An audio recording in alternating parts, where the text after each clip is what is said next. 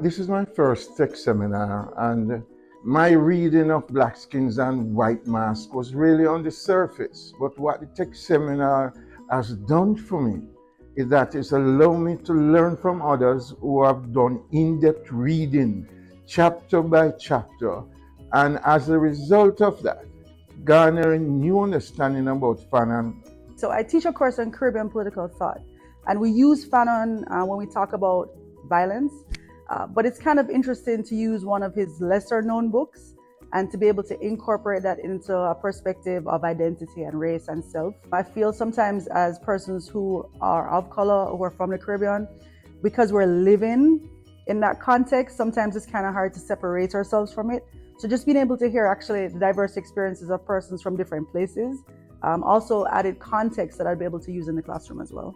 It's just been amazing to be able to take 4 days and slowly go over a text as seminal as Black Skin, White Mask with scholars from the University of the West Indies who have lived a background very different from mine within a post-colonial society, and just to learn from them and listen and hear points of view that I don't always get to engage with. And also to compare their experience in an English-speaking post-colonial context with his French-derived experience, and to see what's similar and also what's a bit different. When I was a young scholar, I was really taken with this idea of close reading in small groups with a book. When we started the Arendt Humanities Network, the first thing I said we were going to do is create a text seminar where we invite scholars from around the world and come and read a book together for 4 days. And this is the fourth one. And we really are trying to make this a horizontal network. So instead of us choosing, I went to JD, who's at the rector at Bulgaria, American University of Bulgaria, and asked him. And he chose Black Skin, White Masks. Well, I was first introduced to Frantz Fanon as a freshman, 17 years old, at Howard University. And this was our textbook. We read The Wretched of the Earth. And I will admit, as a 17-year-old from Vallejo, California, I struggled so much with this book. This opportunity gave me a chance to go back and kind of revisit my 17-year-old self. So fast forward to 2024, I'm here at the text seminar, and being able to really delve into the text with a team of seasoned professionals, it's been an amazingly positive experience for me.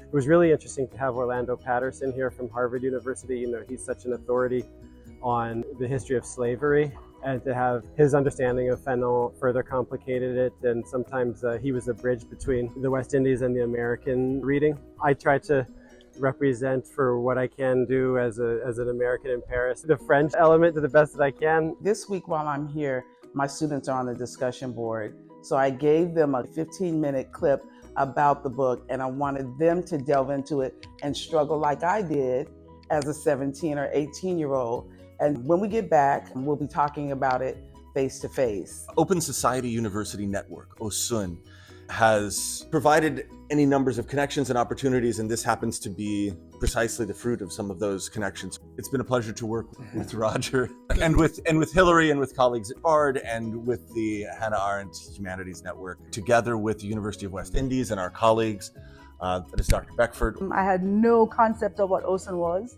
I'm very happy to hear about it, and I'm very happy that we are a part of this partnership and network.